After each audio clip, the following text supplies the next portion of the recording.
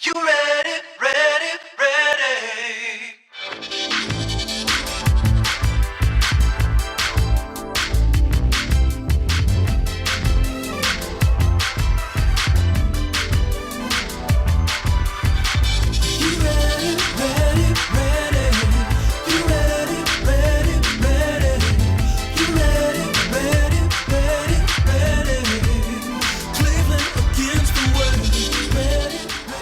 Good morning. Time for another Dogs on the Run. The best part of the show has already happened. We gave you the opening. That was great. What a game yesterday. The Browns lose to the Oakland Raiders 27-20. A game that I think you'll look back on and go, why didn't they win that game?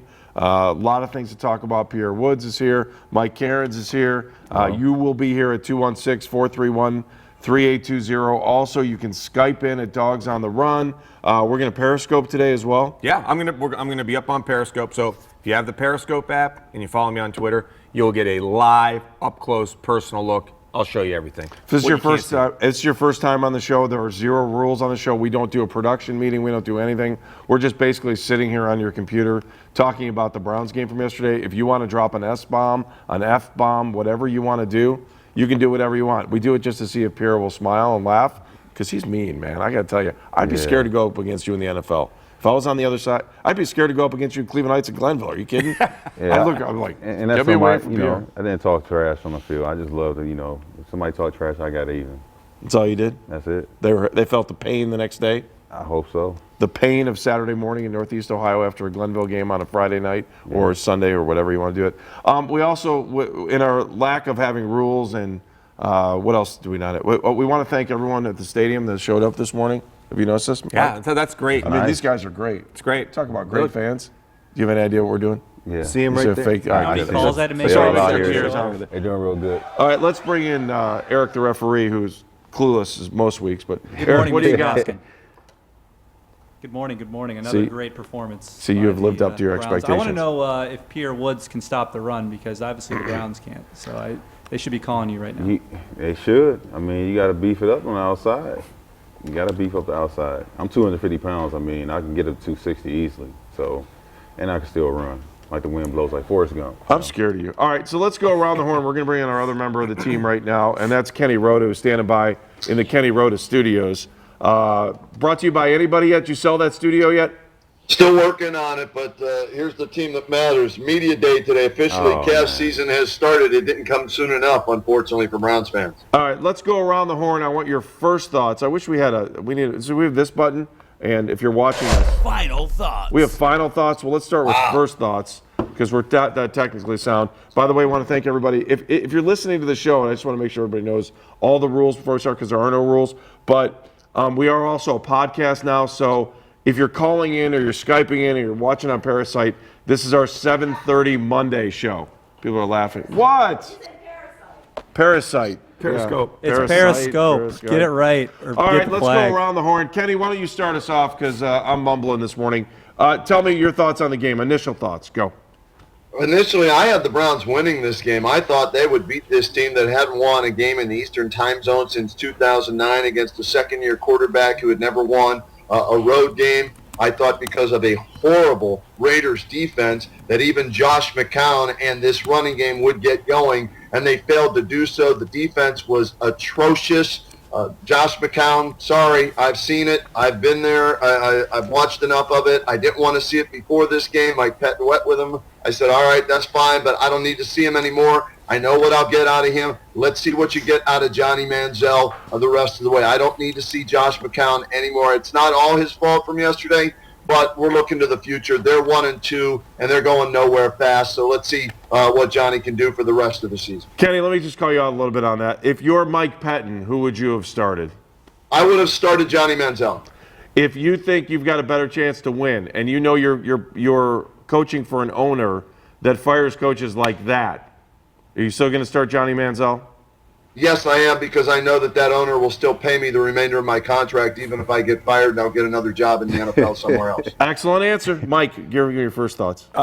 Defense was atrocious. It was garbage yesterday. And the fact that they still can't stop the run, they're not going to win any football games if they can't stop the run. I mean, that's just the most basic of all NFL life. You can't close games. You can't win games. The offensive line was horrible. I don't think it's all on the running backs. Gave up 5 sacks to the Raiders yesterday. Didn't put any pressure on Derek Carr. I mean, Derek Carr looked like Fran Tarkington out there. I mean, whatever he wanted to do at any given time, the Browns made him look like a Hall of Famer. And Amari Cooper, to me, he looked like he'd been playing for 10 years in the league. Now, whether or not Joe Hayden was hurt, we've heard that he might have a rib injury. There may be something else wrong with him, that he got hurt. He fell on Cooper early in the game, and he talked about it after the game. Whatever. Amari Cooper looked great yesterday. So they've got a lot of things to fix as far as I'm concerned. And San Diego's a team that turns the ball over a ton. That still doesn't make me feel any better after they should have at least won 2 of these first 3 games. Pierre, first thoughts. Well, my first thoughts goes like this. The defense has to play better. You got to stop the run. If you ain't got nobody out there that can, on the right side or left side, the defensive side, that can stop the run, you got to take Mingo out. And Joe Hayden, if you hurt, come out the game. I mean, it's a pride thing with a lot of guys, but you got to come out the game. You got to make sure there's somebody that can go in there that can stop somebody. Like Amari Cooper, to get off the way he got off is terrible. You know, you're a rookie, you getting beat up, you getting beat by a veteran. I mean, a rookie's killing a veteran. That's terrible. It doesn't make any sense right now. And we just got to play better. We have to play better. All right, first of all, let me just kind of hop in this, and we're going to go to the phones because I know George is waiting on the line here too for a second. You can't say we're going to stop the run and we're going to run the ball and then turn in a garbage performance where your rushing attack is 39 yards. Let's just start there. So, words into action is something that the Browns want to talk about. The action of 39 yards is pathetic. You've got to be able to. Now, I understand you're down 20-3 and you're going to have to pass the ball a little bit more in the second half, but don't put yourself in that position early on in the game. You've got to establish the run. Josh McCown looked like he hadn't played in 10 years to start that game yesterday. For the second game this year, the team wasn't ready out of the gate. That's straight on coaching, and that's also motivation for players. If you're going to get a paycheck and you're going to cash it every 2 weeks, at least show up for the first quarter. Wow. That didn't happen yesterday. Otherwise, your offensive line, which is pretty good, I still think Alex Mack is hurt, but you want to get back to why you can't run the ball? Well, the offensive line isn't doing anything to help you. You can't stop the run, and you can't run the ball. You knew that going into the season, and it's not words into action. It's words that are biting you in the ass right now. That's what it is. Yeah. If you're going to say this is what it is, it's what it is. First principles of defense is to stop the run. First principle of offense is to run the ball. If you can't do that, you can't set up the pass, and that's just the way it goes. All right, let's go to George, and we're going to go back to Kenny here in a second too, but let's go to George, who's on Skype 1. George, I've seen you out advertising now, the way you are on the show. You want people to come see you because you think you are the real Browns fan, correct? Well, this real Browns fan says it real simple, okay? When you don't block and you don't tackle, you deserve an ass kicking. As simple as that. Football's about blocking and tackling and also executing on special teams and not turning the ball over. I knew Amari Cooper would look like a superstar, and he did. He shredded our defense. David Carr, who actually got his lumps in the first year, looked like a mature quarterback. There was a fucking valiant comeback, but I threw my hat more times than I did my friend Snowy here. Oh my God. So that's how the fuck I feel this morning, but I'll live with it. Now I got to go to the West Coast and pray that, one, the field doesn't catch fire, or two, we can actually try to get a W out there. It may be a good thing if we catch fire. Yeah. Yeah. Well, I think fire. it might not have paid off for the Stellars eastward, because I hear Roethlisberger might have a knee injury. Yeah, 4 to 6 weeks, torn ligament in his knee. I'm just curious, what is your relationship with Snowy? Snowy? Well, we're God. good. We're good companions on Sunday. This is a present my wife bought me for my birthday. It's a Build-A-Bear. It's amazing to see the two sides of you, George, because you have this violent side that wants to drop an F-bomb left and right on the Well, Browns, you got and the then there's no the softer rules side of George. compared to your radio station. You got to be clean and all that. Can't use the 7 dirty words on television or radio. All right, just tell me, what do you think they need? What do they need to do next week, George? Well, they're going to put McCown in. I know they're going to put McCown in. Try to put a great fucking face on it. I got to listen to that public relations bullshit. so I'll just go through it. And we'll see how long it takes. The incompetence in the not only coaching but front office. I think we get Ray Farmer back after the San Diego game, don't we? Yeah, his suspension's over, so everything will be all right when he comes back. Yeah. No, with prayer. We could use Pierre Woods as a linebacker. That would be a great idea. Ray All don't right, like George, it. you and Snowy and your wife have an outstanding day. We appreciate We your time. will have an outstanding day. Thanks a lot, guys. All right, thank you. Thanks, George. All right, George was. I'm going to say, George, we love you, but you were about a C today. You didn't bring it today. George is kind of docile. Yeah, he today. went back and forth, especially after all the tweets he had about how Him and strong he was Snowy going to had a bring it good today. time yesterday. All right, I want to go back to Kenny for a second. Hi, Kenny. Kenny, let's go into this quarterback talk, and I'll let you start it off.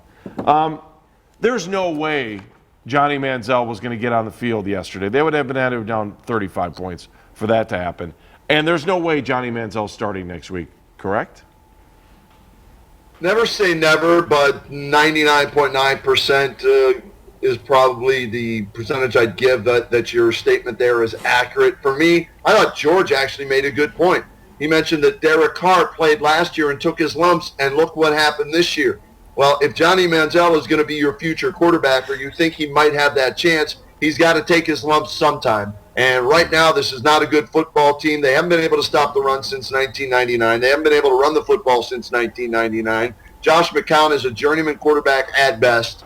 You saw what you get out of him. One good half, one bad half. He can't make the throws down the field. How many times guys were open, he didn't put enough air under the ball or enough zip on the ball, so he's not knowing what ball to throw yesterday. Johnny Manziel led you to a victory last week. I don't think Johnny Manziel is the starting quarterback in the National Football League, but you know what? You need to find out whether he is or not, and this is not a team that's going to the Super Bowl this year, so I say play him, start him this week on the road at San Diego, see what he can do. He can't do any worse than what Josh McCown did in the first half. You're down, what was it, 17-3, 20-3 at halftime, whatever the score was. Yeah, that's a big hole to climb out of. And I need to see what I have in Johnny Manziel moving forward and see if I need to draft a quarterback next year. I think we said this last week after his game in which he led the Browns to a victory. Let's find out. All right, off to the real phone lines. quick, Nate Ulrich saying on Twitter, too, that X-rays, Josh McCown had X-rays on his right hand after the game. We knew that It yesterday. came back negative. Now, I mean, you don't know if that's going to have any effect next week. I mean, he could miss some practice time. So He said he was all right yesterday after the game, and they knew he had X-rays. You just said the X-rays. Nate's saying the X-rays were negative? Yes. So why would he miss any time?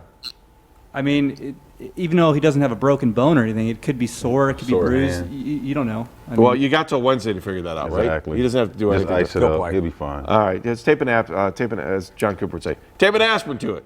Just get back out there. Tape an Throw a aspirin flag to at the it. ref. Let's go to the phone lines real quick. Brian, hi, Brian in Cleveland. Hey, how's it going, guys? Good. How are you feeling this morning? I'm used to Browns losses on Sunday, so it's nothing new.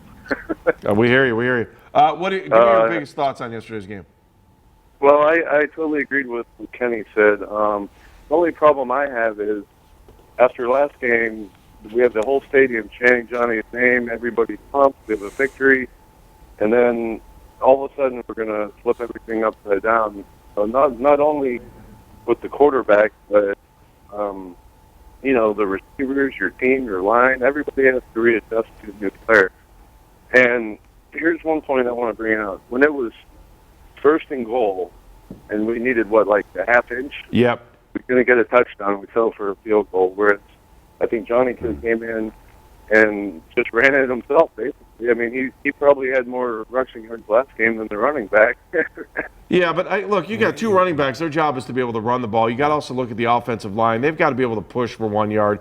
The only off-the-wall suggestion I heard yesterday, somebody stopped me after the game and said, you need 1 yard. You got those big offensive linemen. Why not give Danny Shelton the ball and let him run up there? Because it was funny because I saw Michael Dean Perry yesterday too, and I started thinking about that. I was thinking about his brother. I was going through all these things. Yeah. I don't know. What do you think of that? I think that's a great idea. Give him the ball. Let him run it in. I mean, Let Danny do it. Well, Yeah. on that one, remember the first down? They brought in Cam Irving as Yeah. a tackle eligible.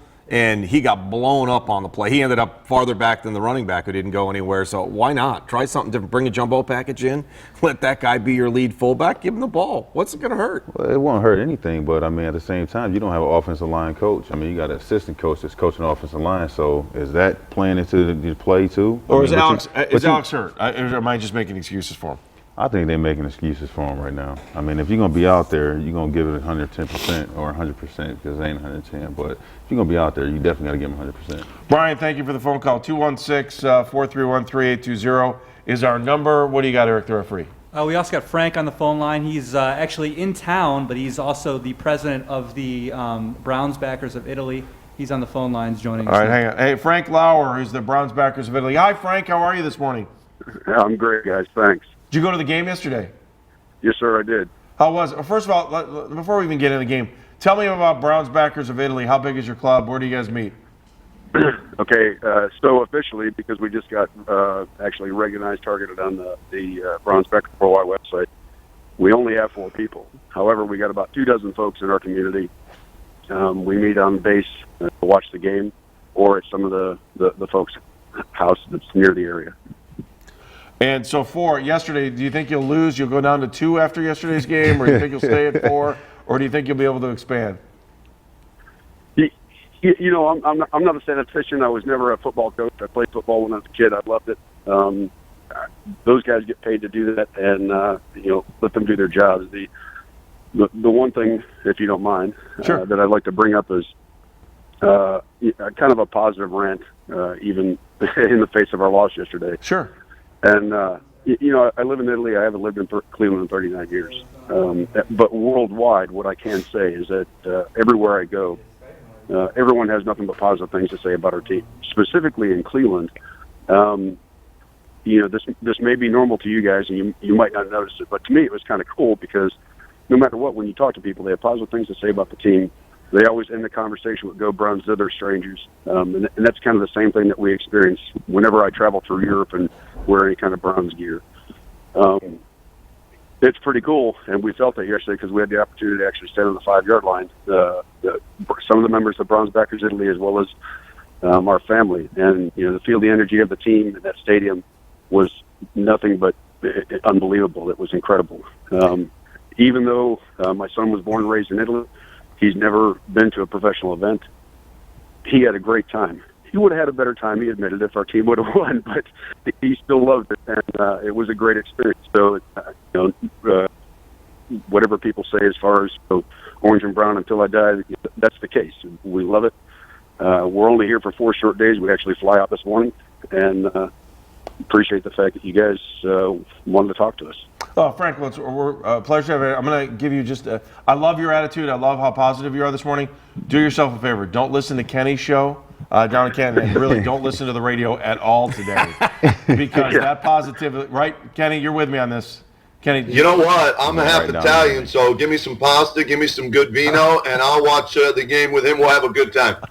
Well, I can guarantee you next week when I watch the game, I will be vinoed up appropriately. It's the only way to watch the Browns. That was the advice I believe that Blutarski gave Flounder. My advice to you would be to drink heavily.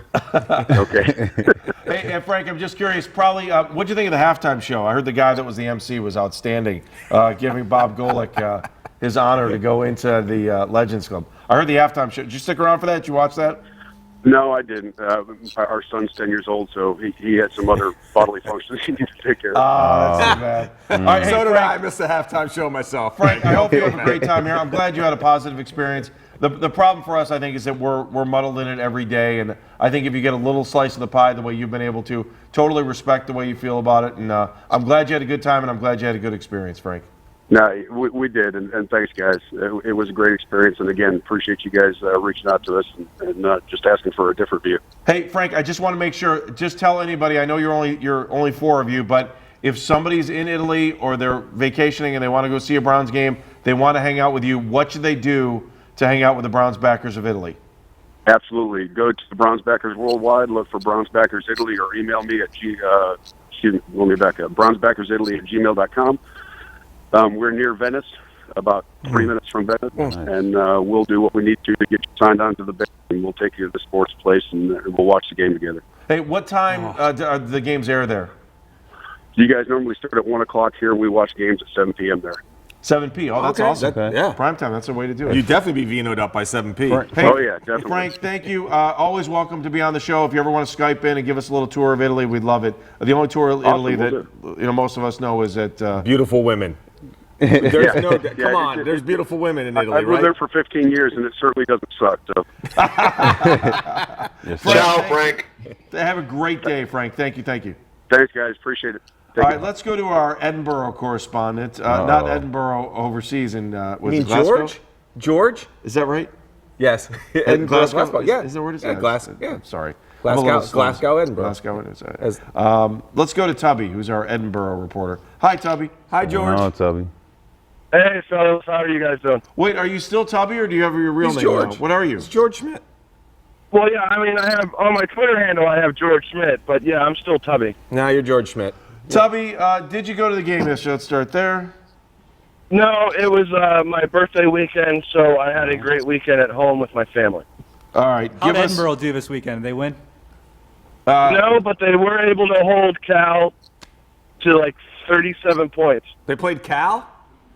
Yeah, it's Cal of They played Pennsylvania. It's No. California Correctional Institute. No, Cal, Pennsylvania, No, right? jerkwad. Throw a flag on the ref. He sucks. Here, I'll give him. Who'd they play? Was it Caltech? No, it's Cal of Well, Pennsylvania. I don't give a crap about Edinburgh football. Tubby, just tell me about the Browns, will you please? All right, these motherfuckers. I don't understand. I mean, they were supposed. The defense was supposed to step up, and it was supposed to be like the glory of Cleveland, and they fucking sucked. And then we couldn't get the run going, and then McCown's old ass kept underthrowing every fucking body. I just, fucking, I'm rooting for Buffalo. You know, go Bills. Come on, man. You're a diehard Browns fan. You really going to say that? That's a low blow. Well, no, I mean, I'm watching the wagons. Browns and I'm trying, but That's a low blow. Next thing you're going to say you're rooting for Michigan. Oh, so did I say that? Pierre was on set. Sorry. Did you say you're rooting for oh my Michigan? God, go jump in a fucking fire. You suck. Hey, no, you better root for Michigan, man. We on the rise. Believe that. Yeah, not for like the next Power 5 years. football, buddy. You're not going to beat the Ohio State University. Listen, Edinburgh ain't beat nobody. So you go ride off somewhere. We're like Division II, Division III. Why are you picking on us? I ain't picking on You you. got You enough picking to on worry about in Michigan. the Big Ten. You started. You and Andy started this, man. So guess what? I I can just finish brought it. it up. I had nothing Look, to do with I will it. drive the 2.5 hours. I will When finish this Edinburgh shit. win the game, come and I talk may to go me. down, but you're going to wake up tomorrow. We just won regretting 31-0 against a ranked team. I believe Edinburgh's in the same conference as Appalachian State, right? So Oh, wait, what? no, I wasn't no, there when they I- played. it. We're like in the PSAC West. You're in a what? PSAC? The PSAC West. Yeah. It's You know what that means. Pennsylvania Seriously, State you Athletic realize that you just called your conference the PSAC Yeah, West. I So there's know. an East on top of that, right? Huh? So there's an East then too, Yeah, there's an East and a West. and it's the PSAC. It's the PSAC. PSAC. PSAC. PSAC. PSAC. Okay. It's not Yep. embarrassing. the You can't come up with a better name than that. No, I didn't do I'm it. P. I got a sack, and there it is. I thought you had to pee. Yeah, I'm That's how just they're going to saying. say. All right, Tubby, who's starting at quarterback next week? Hey, you got to go with Johnny. Why play McCown? I mean, we're going to have the number 1 or number 2 draft pick overall. So you need to know if you need to pick a QB or if you need to go wide receiver. Is the season over? Are you telling me season's It's over. It is? It's over. I predicted Tubby. 4-12, and I doubt they're going to get that many. We'll be lucky if we win 2. All right, do me a favor, cover your PSAC. I don't want you to get hurt there, okay? All right, yeah. Hey, don't forget you can catch my show at 9 a.m. through EdinburghNow.com. Will you be breaking down the morning after. PSAC? Yep, we cover all the action in the PSAC. Does it sting when Edinburgh loses in the PSAC? Yeah, it's kind of like rooting for the Browns. Okay, I just want to make sure. Take Okay. some penicillin and take care of it. Thanks, Tubby. I did. Thanks, guys. Have a great one. All right. There we go. We love See you, Tubby. George. Let's go to Skype one real quick. Craig Lindell's hanging out from Waiting for Next Year. Hi, Craig. How are you?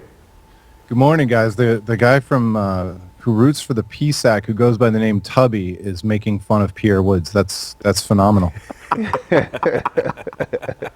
Very nice start. Very nice start for you. Craig, give us your thoughts on yesterday's game. I think it all starts with head coach Mike Pettin, and I tried to start all that criticism on waiting for next year, and people confuse the idea of criticizing the head coach with wanting him to be fired automatically, because that's pretty much what we're used to in Cleveland. That's not really what I'm going for here, but he has to stand responsible for how this team came out yesterday. They looked like they didn't even they weren't ready to start the game. The game plan wasn't executed at all from the beginning. And the things that this team is supposed to be good at, that it's designed to be good at, they're not good at. The fact that people want to talk about the run defense, and I think that's a big problem, but the lack of pressure on a quarterback like Derek Carr is totally inexcusable. I got a question for you, just before we get back into the Browns. Can we drop his name, CG, for a second? And if you're listening, did you go out and buy one of those real high-end microphones at the Apple store? No, I've had that one for a long time. That's my instrument mic. Oh, that's what you're. So I mean, that is a legit microphone. Oh, it's isn't totally it? legit. The whole room's legit. That No, he's got. I mean, well, no, he's not listening. Do you not remember the hit song you played on our show 2 years ago? No, Where I Are You, remember Michael the hit Lombardi? song you played on our show the other day, but I'm just looking at the microphone that you're actually using on your computer. Oh, yeah. No, I've had this one too. It's it's a legit broadcasting microphone. Yeah, I'm really sounds impressed. good. It sounds great. It's better than the mic. Check. Might be better than the mic we have here. All right, how do we fix? First, let's go this direction. Is the season over, as Tubby would tell you? I mean, define the season and defined over, because certainly the Browns were loosely involved in playoff talk last year for quite a while. I mean, the playoff picture graphics on ESPN hadn't excluded the Browns completely and totally, but I don't think that will happen this year. I think those graphics will skip the Browns all year long, if that's what you mean by over. But I still think that this team has some decent pieces. They've got a decent overall team. They lack stars. They've got no one superstar that seems to play up and above beyond, what we expect them to play. And that's the really frustrating thing. There's not a superstar pass rusher. There's not a superstar offensive player. We don't even get to sit back and dream that Josh Gordon might come back this year. I mean, people forget we had that dream a year ago, and that was legit. Even though we know how it all turned out, there's no player like that on the horizon with this team, and there's nobody on the roster, even with Travis Benjamin showing us his first 2 weeks how he could get over the top. There's nobody on this team that you're gonna kind of point to at the end of the year and say, "Yep, that's our franchise superstar caliber player." All right, Craig, I'm going to play this game with you and Kenny and everybody on the set. You're Ray Farmer. You're watching yesterday's game. You're watching Khalil Mack. You're watching Derek Carr. You're watching Amari Cooper drive your team into the ground. What's going through your mind, and should you be looking for another job? Go ahead, Craig. You take it first. I'm going to go to Kenny next. I don't think Ray Farmer. I think maybe Ray Farmer should be looking for another job, but I don't think he will be, because I think that for once in the history of the Browns since 1999, somebody's going to give these guys 5 years just to take their lumps and learn from their mistakes. And maybe I'm naive, but it seems to me that Jimmy Haslam might have finally learned that he can't just fire everybody. Kenny, are they on a 5-year plan? I don't think Ray Farmer's on a 5-year plan. Mike Pett might be on a 5-year plan. I don't think Ray Farmer. I was just, hey guys, check this out. Ray Farmer doesn't think wide receivers matter in the National Football League, right?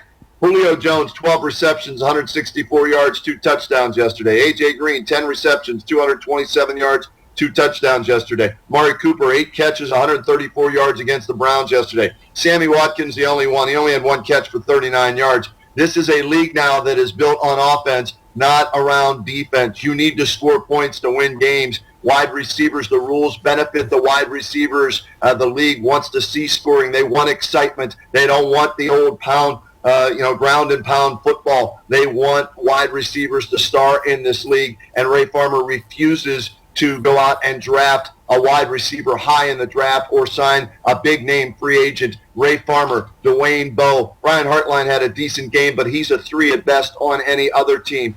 Ray Farmer will be looking for work at the end of this year.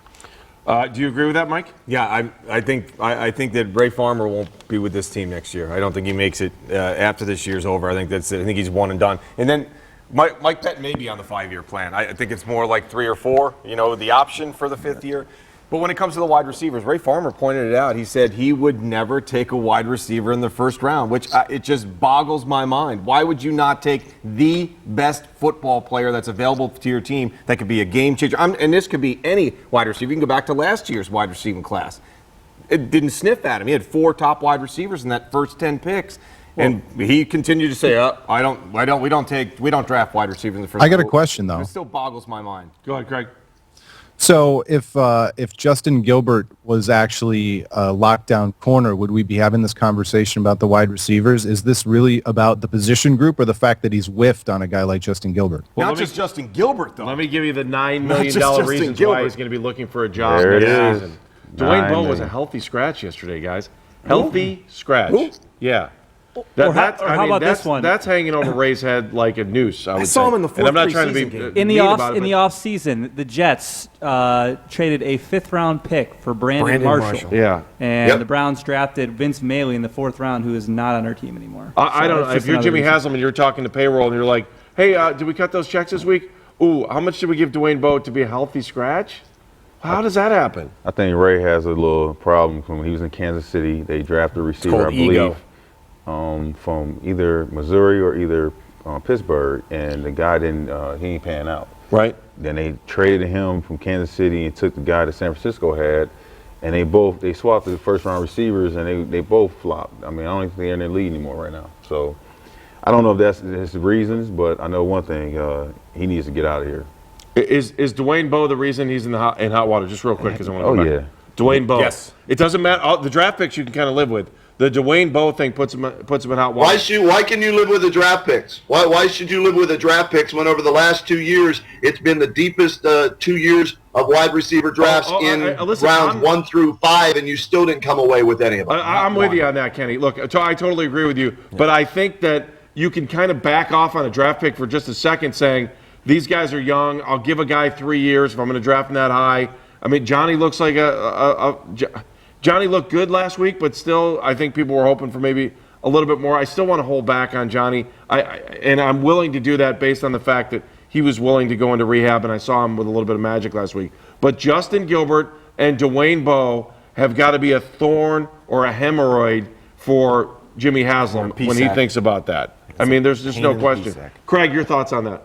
So I'm just asking the question, and, Sure. and I'm sure everybody will jump in and say, yeah, no, he can't. But can Ray Farmer get better? I mean, he's a guy who was in demand. Everybody wanted him to be their general manager a year ago is what it seemed like. And I'm with you on the record. I agree on everything that everybody's saying in terms of criticism. It's the conclusion. I mean, are the Browns better off by not sticking it together, keeping their scouting staff together, and trying to improve on the process, or do they just need to fire everybody? Well, I think here's part of the problem. This all starts with Joe Banner. You go back to Joe Banner, and he brings in Mike Lombardi. I don't care what you think about Mike Lombardi. That whole thing was a mess. They should have just made Lombardi the general manager out of the gate. Then suddenly, mythically, they decided they want to bring Ray Farmer from player personnel into here. Well, the only way they could do that was to make him the assistant general manager. So now you've got all these problems. I think all these problems stem from the fact that Joe Banner, the businessman, was a good businessman. But in football terms, I just don't know if he made a lot of good moves. And one of those good moves was bringing both Lombardi and Farmer here at the same time. Those guys were like oil and water. They didn't want to be in the same room. And I think that what happened was when they went through the coaching search and they decided they ended up with Mike Pettin, Jimmy Haslam hated the fact that he was getting turned down left and right. So Jimmy watched this whole process play out. And then he saw Mike and he saw Joe kind of not on the same page. And he said, you know what? Joe wasn't mine. The league gave me him. I'm going to cut my losses with that. Take your buddy Lombardi with you. And then all of a sudden, Ray had an interview in Miami. Would he have got the job? People are saying maybe he would have got the job. I didn't hear anybody other than Miami say they wanted Ray Farmer to be his general manager. This mess starts from the day the league said to Jimmy Haslam, Joe Banner's your guy. Now, from a business standpoint, love Joe. I think Joe, smart guy Not a talent evaluator, though. But when it came to football, and we used to ask Joe that, Joe, are you a football guy? And I never give us an answer. That's where the problem started with this whole thing. You want to chime in? No, I agree. He was not a talent evaluator. He was all the business side of football, and that was one of the things they thought it would clean up. But when it comes to building a football team, yeah, you're right. It did start there with Joe Banner, and I don't think Ray Farmer is any better at building a football team until you get somebody that actually has a vision. That's not a one-year vision or a day-to-day vision. It's actually like a 3-year plan. Like, here's what we're going to do. We need to start now. I don't see that with this team. Well, we can't break the regime up right now. If we do that, then the guys are going to feel like, well, man, they keep firing these guys, bring these guys in, fire, bring them. They're leaving anyways, Pierre. The free agents, they're getting the hell out of here. They don't care. They're gone. You know what? Dwayne Bowe's still here for 9 million reasons. So, I mean, if they know they can come here and get paid just like they used to do in Buffalo, that's what they're going to do. And yeah, but you're going to get guys on the back nine of their career just looking for a paycheck. That's all. You're not going to get any players that actually contribute to this. And think about this. The Browns are the only organization that hire people for the wrong jobs. Mike Holmgren was hired. Should have been the head coach. He was the general manager. He failed at that in Seattle, and he came here and failed miserably. Joe Banner, good point, Andy, there. He's a business guy, not a football guy. They hire him to do the wrong jobs. Starts at the top with Jimmy Haslam, guys. Yeah, you know, it's an interesting story. We heard this last night, and then Craig, I'm going to let you go here in a second. I just want to find out what's going on. But we heard an interesting story in the last 24 hours. Mike and I were sitting talking around, and Kenny asked me, because maybe I just wasn't around at this point, but there was a point where Ozzie Newsome had thought about coming back to the Browns, and he wanted 10% of the team in total control. If you could go back and tell Randy Lerner to do that now, how happy would we all be? Very happy. Well, that'd be a no-brainer. You'd do that in a heartbeat if indeed that was 100% accurate. Don't know if it was, but absolutely. Ozzie is in the Hall of Fame as a tight end. He could get inducted again or added to his plaque as one of the best general managers in recent history. Yeah. Would have been interesting. All right, Craig, let's go back to you. Just touch on any of the thoughts we just had just now, and then I want to find out what's going on with waiting for next year. Craig. Well, I'd give Ozzie 30% to come over now at this point. The way. And I want them to keep it together. And waiting for next year, we're obviously talking about yesterday's Browns game, unfortunately. And my column is up there about how this rests on Mike Pettin. And, obviously he doesn't catch passes or make tackles, but it's still his responsibility how badly the team came out yesterday. That's not me asking for him to be fired, but he's got to own this one. And I expect him to. And, boy, this team is going to be a tough go. They could very well come back to Cleveland 1-4 with Denver across the sidelines. All right, Craig, thank you very much. We'll go to waiting for next year. We always appreciate the conversation and love that microphone. I might have to borrow that from you at some point. Thanks, guys. Nice job. Craig. I think it's tough when you got to follow up PSAC. I think that's a tough spot Craig's to be. the man, though. And Craig did a great job. PSAC. Good job. Can you believe that is actually the name of a conference? I don't think he got where we were going, though. Yeah, No, You broke it down, we slowed it down, and it's still... Tubby couldn't get I it? know it's early, but it didn't You register. didn't understand. All right, Eric Thanks, the Craig. referee, let's take care of business on this show with no rules. What do we got going on here, and where do we need to go, and what are we getting to? You're going to give me a minute, and I'm going to queue up some of our Steelers and Ravens reporters. All right, so we'll talk Steelers and Ravens here in just a second. Matt Lodi will join us from Steelers Gab. Garrett Downey has been a regular from Baltimore Ravens. I am actually kind of shocked the Ravens are 0-3 right now. Seems weird, doesn't it? First time in the history of the team that they've got off to an 0-3 start. No T-sizzle. No T-sizzle. They got no nothing. That franchise. I watched some of the game yesterday, and they did not look like the Ravens that I remember. They let all the winning defensive division backs go. You know, your core guys you let go, and I mean receivers are torching them right now. I mean AJ Green looked like a Hall of Famer yesterday.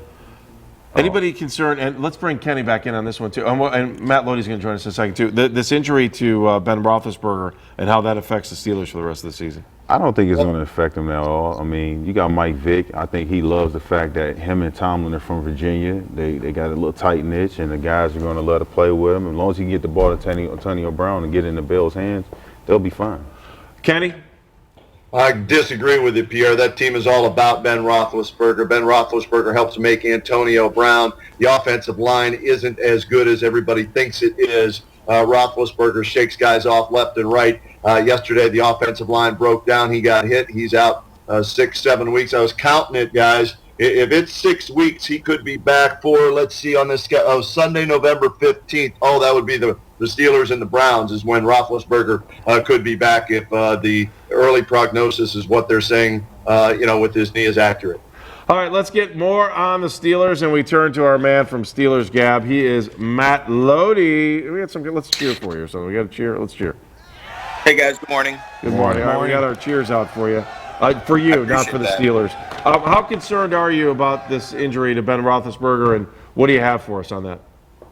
Well, again, like Kenny alluded to a moment ago, you're looking at probably, in my opinion, 6 weeks. The MRI, the most watched over MRI in the history of MRIs, came back with no ligament damage, and that's huge because obviously he was able to avoid tearing that ACL, the MCL, anything like that. It looks like an MCL sprain right now. And for Ben Roethlisberger and the Steelers team, it's going to be a time of trying to come together defensively, trying to come together under Michael Vick. And, Michael Vick really hasn't played a lot, guys, because, if you think about it, he's been running the scout team mostly in practice, not taking a lot of snaps with the first team, out there. And secondly, when you're Ben Roethlisberger and you're the franchise quarterback, you get everything in practice. You get all the reps. You get all the game plan leading up to the games during the week. And Michael Vick really hasn't had anything like that. He joined the team late, played about a quarter versus Buffalo in the preseason, played about a quarter and a half versus Carolina in the final preseason game. So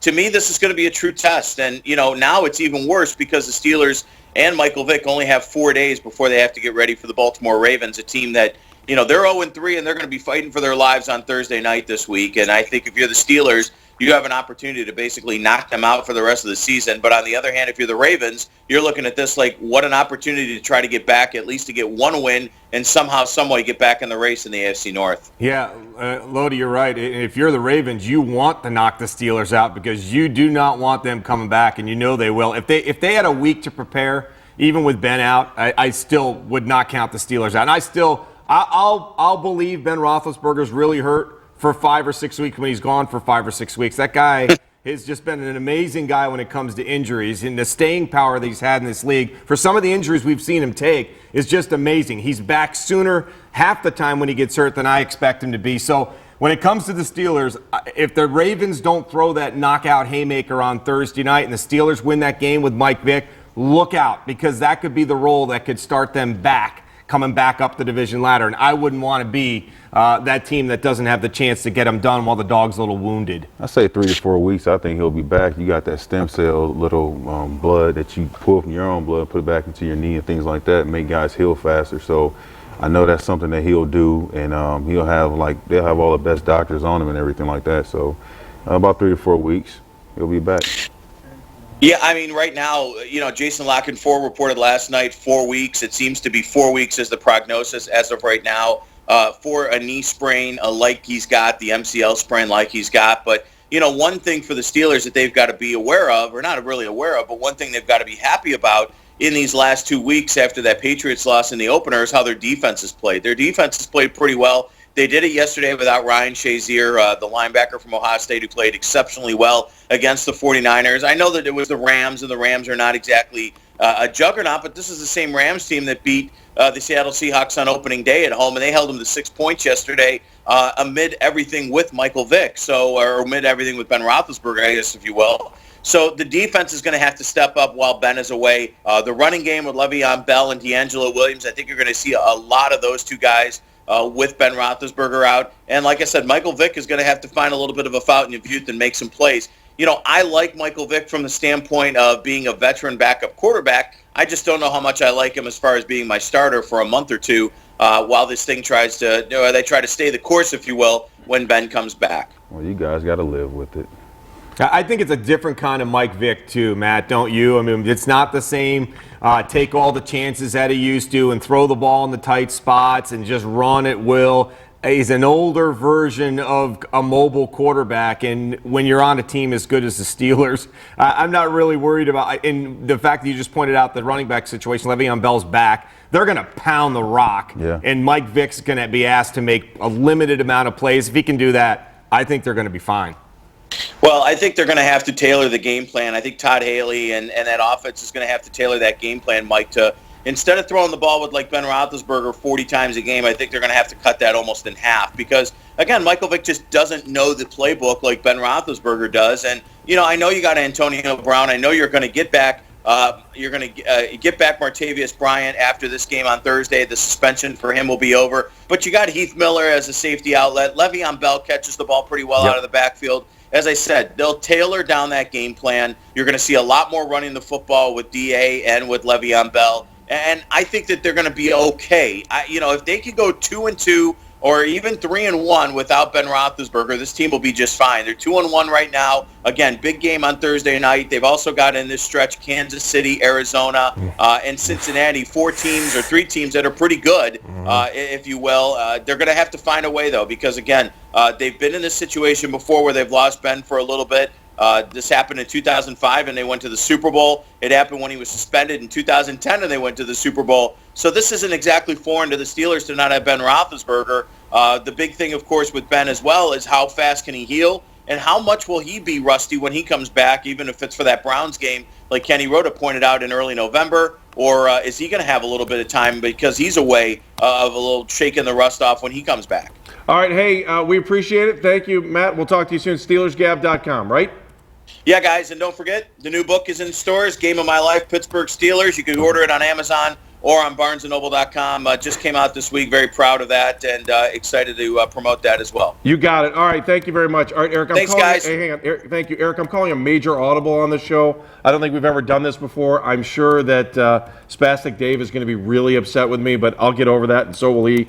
Big news from the Cavs right now. I don't know if anyone's seen this. Brian Windhorst is reporting that Tristan Thompson, and I'm going to give you exactly what he said. Brian Windhorst on Twitter right now. Cavs and Tristan Thompson did not come to a contract agreement over the weekend. He is not expected to be at media day today. The sources said neither the Cavs nor Thompsons are framing the situation as a holdout because he has until Thursday, which is October 1st, to sign a $6.9 million qualifying offer. I want to go back to the newsroom for a second. Tim Reardon is our guy on the web and takes care of things on Newsnet 5. We're going to lose him in a couple weeks. He's going to L.A. Tim, we're excited for you. I think you're great at what you do. You're outstanding. But I want you to go on Twitter right now. I just tweeted because I want folks to call in on Tristan Thompson. Look, the Browns lost yesterday. We all get it. But I think the Tristan Thompson story today is going to be a huge story. If you could just go to social media for a little bit, we'll stick around for the next 13 minutes. I want to flip this thing into Tristan Thompson a little. So can you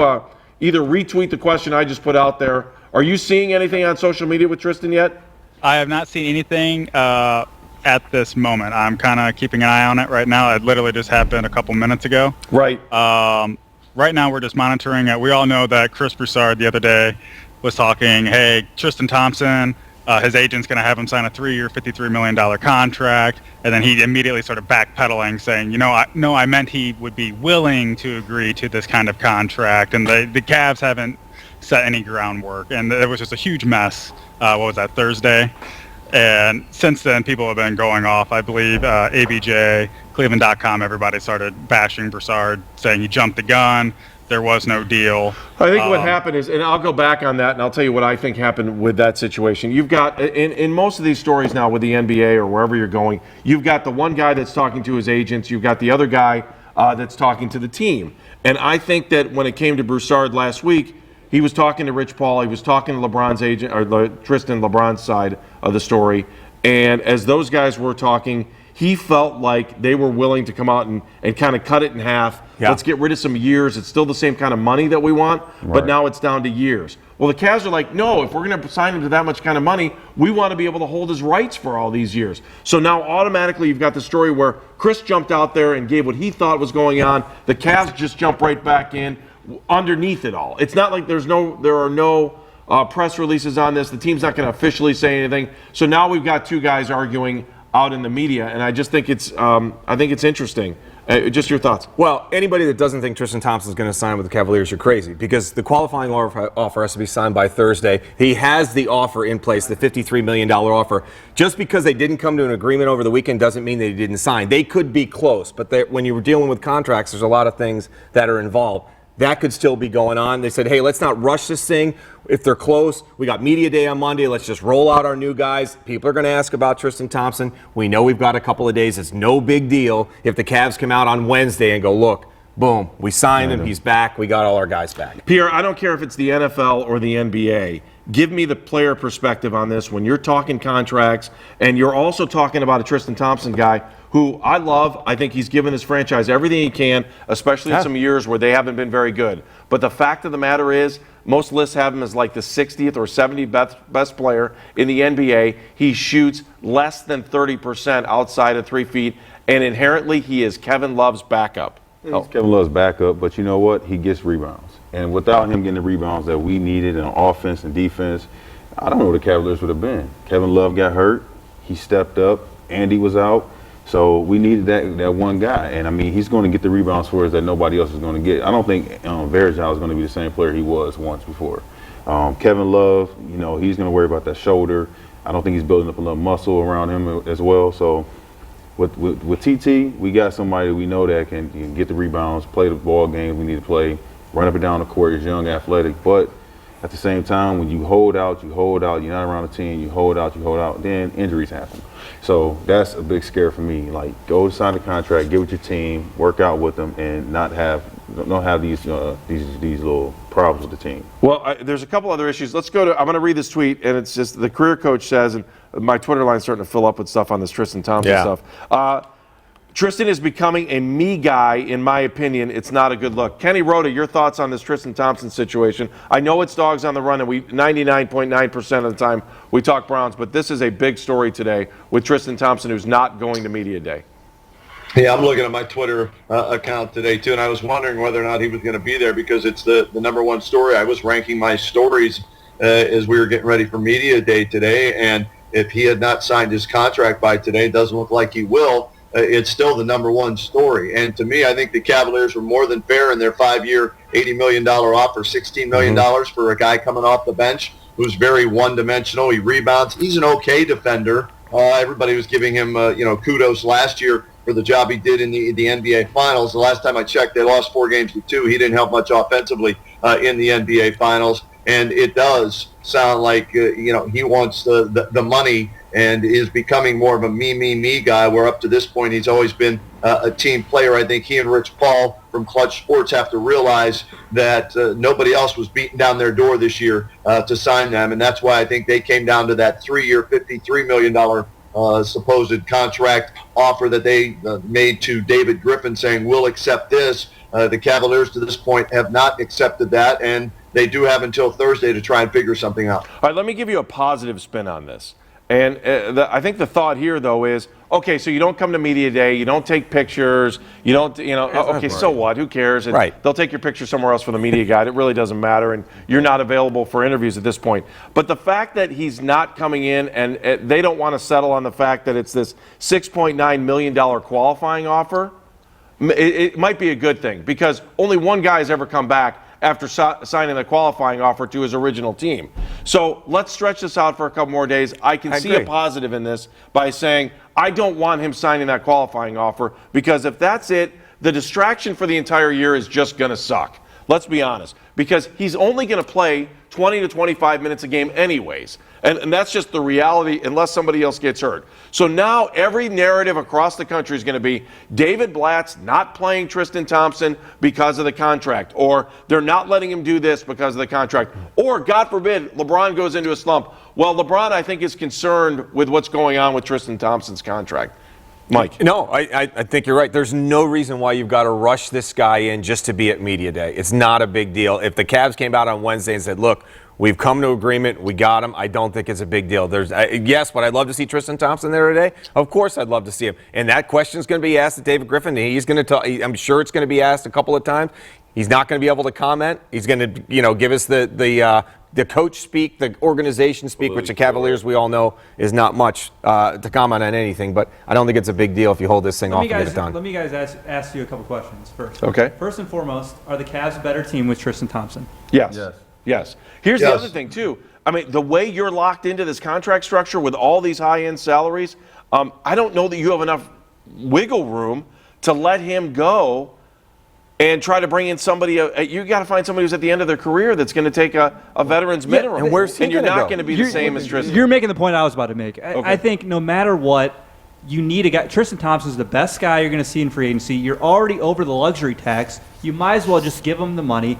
The Cavs have, 4 or 5 years left of LeBron's great years. You might as well just pay the man the money. You need that insurance policy. Kevin Love hasn't been healthy for a couple years now. So, I mean, I just feel like you need that insurance policy. I think you're going to be in another position next year, too.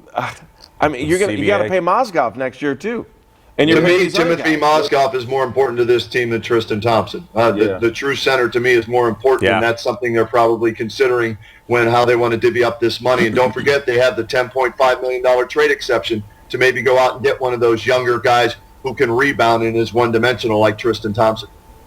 Yeah, that's true. I mean, the whole thing was you wanted to bring the whole team back from this championship run that we just had, and that's what they're trying to do. They're trying to build a nucleus team all together, and if we can do that and if Tristan come back, that'd be great. If not, then move on.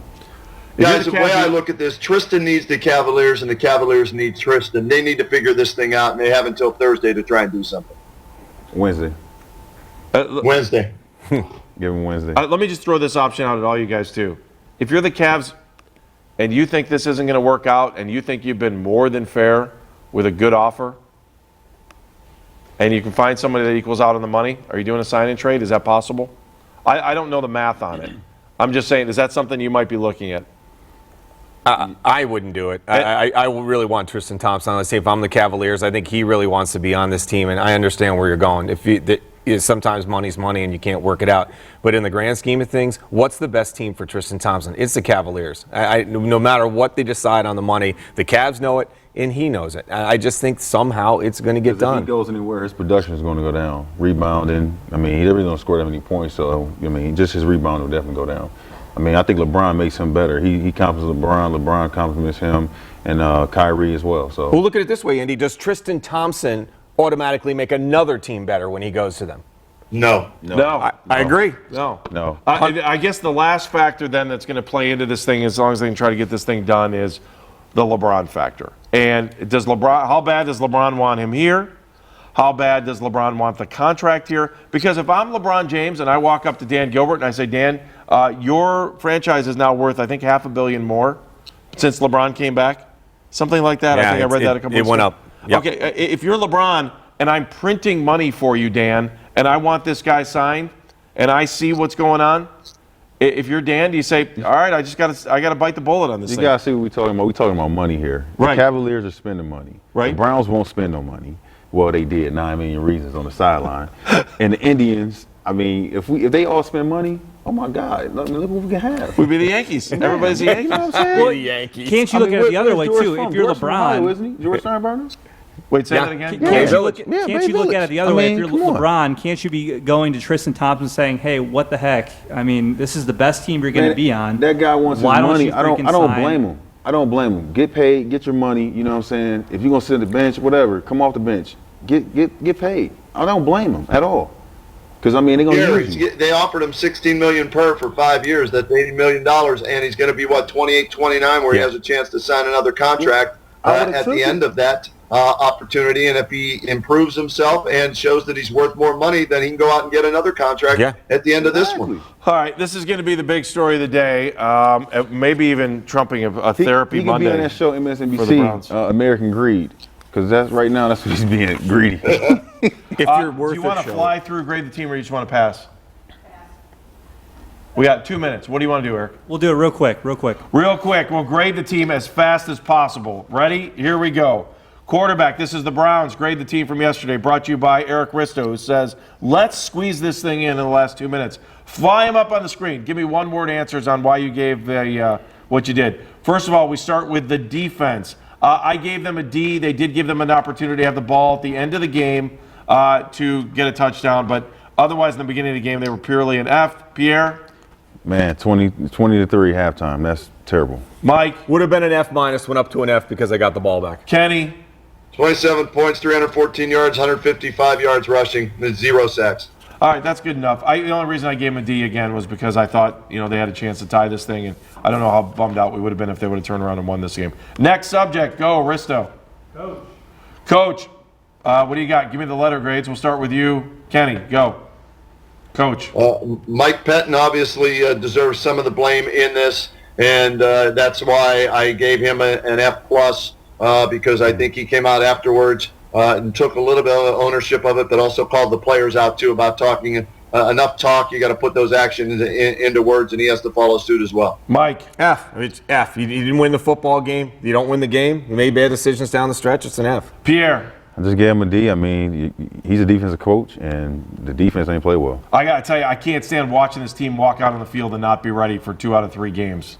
That's inexcusable. Again, you get the D because you had the ball and a chance to tie the game at the end. Next subject, Eric the referee. Josh McCown, the quarterbacks. He had 341 yards passing, but a crucial pick in the end. Quarterbacks, let's go, Mike, B-. 9 different receivers. Had he been able to complete that last drive, that B- would have been a better grade, but the fact that he did not, still, I thought Josh McCown had a couple opportunities to win that football game yesterday. He got a C- for me because he had 341 yards of passing, still threw for 2 touchdowns, and found 9 different guys, but he sucked in the first half. Pierre, go. Well, he got a B- for me because his yards, and then at the end he threw the pick to the ancient time guy Charles Woodson. Kenny. I gave him a C-. Nobody should underthrow Travis Benjamin. If anything, you try and overthrow Travis Benjamin. You throw it out there and let him run and go get the ball. You can't underthrow Travis Benjamin. Come on now, throw it out there. And the pick, Charles Woodson baited him and sucked him in and got the pick, and they lose the game. Next subject, go. That amazing running backs. Running backs. Is anybody even contemplating a D in this one? No. Do we have to talk about this one? I think this is also an indication of the offensive line too. Yeah. That yes, McCown had some time to throw the ball, but man, you got to blame the offensive line because they can't run too, right? Go, Kenny. Yeah, the line deserves some of it, but Alex Mack does not look like the same Alex Mack from a year ago, just like J.T. Barrett doesn't look like the same J.T. Barrett for the Buckeyes. Next, what do we got left? All right, last we got wide receivers. Wide receivers, it was, you know what? When I saw Marlon Moore catch a pass yesterday, I said, you know what? The wide receivers aren't having a bad game. And I love Brian Hartline. I know you guys might not think he's a number 1 guy, but man, when you get him the ball even close to Hartline, he catches the ball. Gary Barnage looked good yesterday. Career game for him. Even Duke Johnson didn't look too bad catching the ball yesterday. The problem I have with our wide receivers are they're so gosh darn small, man. You got no chance to throw the ball up in the end zone if you can get inside the red zone. Pierre. Well, we had a big receiver we let go, but hey, the receivers, I gave him a B because, like you said, 9 different receivers caught the ball, and we got some yards. Mike. Brian Hartline, though, when it comes down to it, it wasn't Amari Cooper who had the highest average yards per catch. It was Brian Hartline. He averaged almost 20 yards a catch. He had 5 catches. They need Brian Hartline to be what we saw yesterday if they're going to win football games. They need another guy like Brian Hartline. They need Brian Hartline, too. Who's like 6'4". Well, he was on the sideline. They need a guy like Julio Jones. They don't need another guy like Brian Hartline. I gave him a C-. You got to get in the end zone. Travis Benjamin's the only playmaker this team has, and as long as that's the case, they're not going to win many football games. I gave him a C-. Are you done, Eric? Are we done with this? I'm done. Final thoughts. thoughts. Let's. All right, we'll do final thoughts. I'm going to bring Tim Reardon in on this too. Final thoughts. Hey, Reardon, I know you're listening. Go ahead. What do you got for us? I'm just curious. Any Cavs feedback or Browns feedback from today? Yeah, it's not looking good right now. A lot of people are blasting Tristan. It's been kind of mixed. Some people are saying, pay the man. You got a couple people who are in that boat, and the rest are saying, hey, you're about to play with LeBron. He's the reason why you look good. He's the reason why you should be staying. Take less money. Just get on the team. One guy called him a scrub, the best scrub off the bench. It's going to be interesting to see how this picks up. Bleacher Report just pushed it out, and it appears people are starting to wake up, kind of getting this news, and we're getting a report up on it right now. And we want you to chime in on Twitter and Facebook and tell us what you think about Tristan Thompson apparently not willing to sign yet. All right, thank you very much. Appreciate it. Okay, let's keep going on final thoughts here. Mike. I mean, I'm going to keep it brief. If you can't run the football and you can't stop the run, we're in for a long season. Pierre. I agree with Mike. You got to be able to stop the run. You got to be able to run the football. That's the principles in football. And you got to be able to get the inch of Bills, Belichick's, when you're in the red zone. Kenny, final thought. Ditto, and start Johnny Manziel because you're going nowhere with Josh McCown. He's a journeyman backup quarterback. Would be an awesome backup quarterback on a lot of playoff caliber teams. He's not a starter. Play Johnny, see what you have. This season isn't about the Super Bowl. It's about developing it for the future. All right, boys, thank you very much. My final thought is I'll talk to you on the radio all day today because this is just going to be a really interesting day, especially with Tristan. And this Tristan thing's got to get settled. I should come by. You've got the perfect team. Come up with an answer. There's nobody's going to think that this team doesn't have a chance to win the championship. You're 2 games away and you were missing your 2 stars last year. Get this Tristan Thompson thing settled because I don't want to hear all season, ooh, this Tristan contract, this, that, and it's messing up everything. Thank you, Kenny. Enjoy the day. We'll see everybody later. Thanks, great Ken. job for everybody here as well. So that's it. That's Dogs on the Run. Peace.